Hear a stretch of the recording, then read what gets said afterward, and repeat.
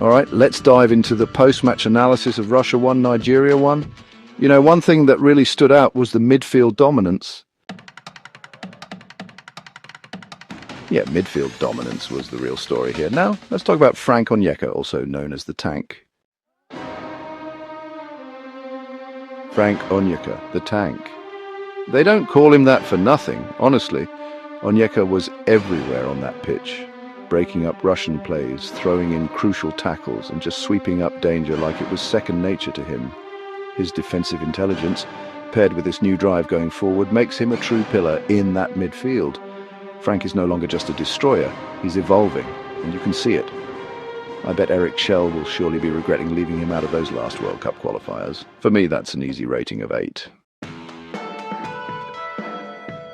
Now, let's move on to Rafael Dika Onyedika, UCL Steel, Super Eagles shine. If you caught his Champions League performances, then honestly, his display against Russia wasn't a surprise at all. Calm, calculated, commanding, Onyedika was absolutely immense. He completed 29 passes, had 100% dribble success, took 2 shots, made 3 tackles, got 2 interceptions, and even won 2 fouls. That's just class all around. He played the full 90 and honestly didn't drop his energy for a second. Highly underrated, but, you know, Nigeria fans are starting to take notice. Rating 7.5. Christantos Uche, built like Mikel, still finding his feet.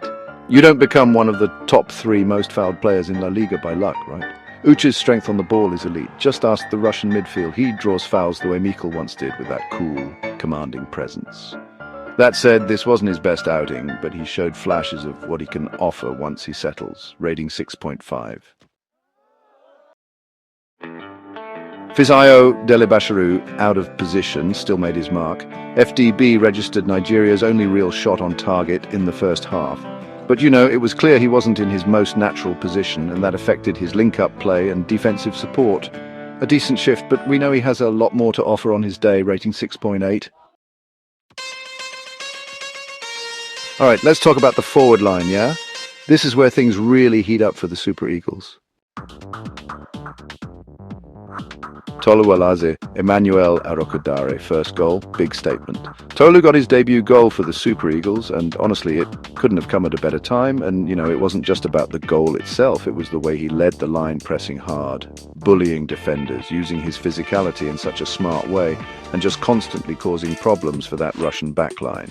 As Belgium's top scorer this season, he came in with a lot of hype, and well, he totally lived up to it.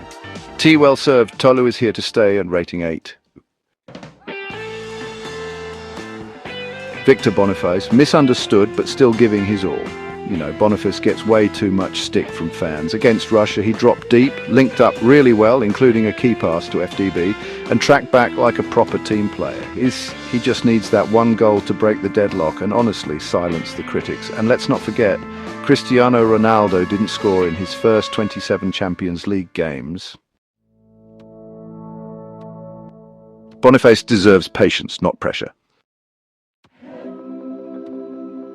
He's young, gifted, and still developing. I hope he doesn't retire from international football too early. He has so much left to give.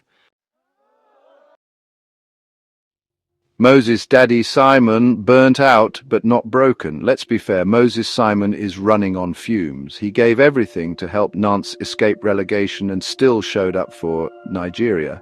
But you can clearly see the fatigue. He should be on rest like Osimhen, Lookman, Olaina, Iwobi, and Bassi, not grinding out 90 minutes. So yeah, he's being overused because of the absence of regular players. And honestly, the diminishing returns are really starting to show. That said, no blame here. Moses is a warrior, and we appreciate his service. Final words, Moses, Simon, and Boniface were intentionally unrated, not as a slight, but because there's just been too much unkind and emotional criticism around them lately. Let's offer support, not scapegoats.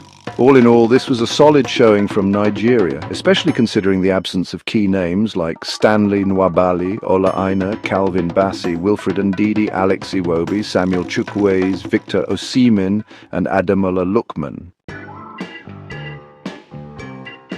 The future of the Super Eagles is bright. Trust the process.